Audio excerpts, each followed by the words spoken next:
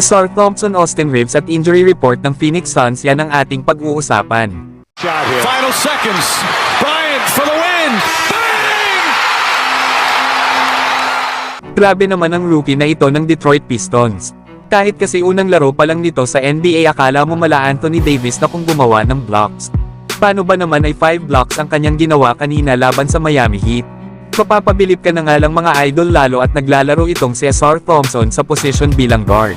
Tumabla nga lang ang kanyang nagawang blocks bilang pangatlo sa kahit na sino mang NBA player na nagdebut sa NBA history.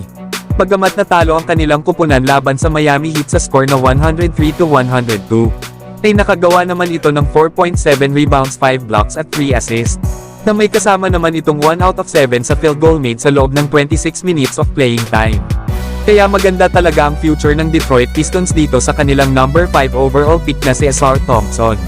Samantalang former NBA player na si Chandler Parsons, iniisip naman na hindi kaya ni Austin Reeves na mag-average ng 15 points per game. Para kasi kay Chandler Parsons ay hindi nga daw kaya ni Austin Reeves na maging consistent. Kaya malabo daw itong maging mas mahusay pa.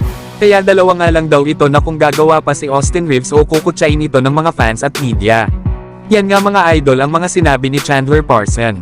Na wala nga itong tiwala kay Austin Reeves na lalo pa itong mag-e-improve ngayong season.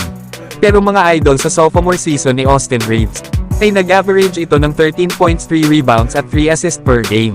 Kaya naman dahil dito ay binigyan ng Lakers si Austin Reeves ng 4-year $56 million deal. Mas iniisip pa nga ng mga analyst na itong si Reeves ang kasama sa Big 3 ng Lakers kesa kay D'Angelo Russell.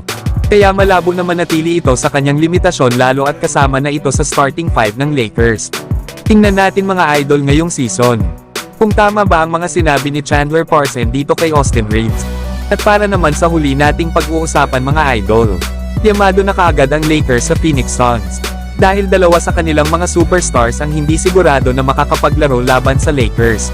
At ito nga ay sila Devin Booker na may left foot issue and soreness, habang si Bradley Beal ay meron namang tightness sa kanyang lower back. Kaya kapag nagkataon mga idol ay kailangan ni Kevin Durant na pangunahan bukas ang Phoenix Suns laban sa Los Angeles Lakers. Nakahapon nga ay kamuntikan pa silang matalo sa Golden State Warriors sa kanilang opening night. At hindi nga nakapaglaro sa kanila itong si Bradley Beal. Pero buti na lang at nag-step up si Devin Booker matapos itong gumawa ng 32 points, 8 assists at 6 rebounds. Na meron naman itong 13 out of 21 shooting sa field sa loob ng 37 minutes of playing time. Habang si Kevin Durant ay meron lang 18 points kahapon laban sa Warriors. Kaya kung gusto manalo ng Phoenix Suns laban sa Los Angeles Lakers bukas, ay kailangan talaga ni Durant na mag-step up. Pero kayo mga idol, ano ang masasabi nyo dito? So hanggang dito na lang tayo mga idol. At huwag nyo naman kalimutan mag-subscribe bilang pagsuporta.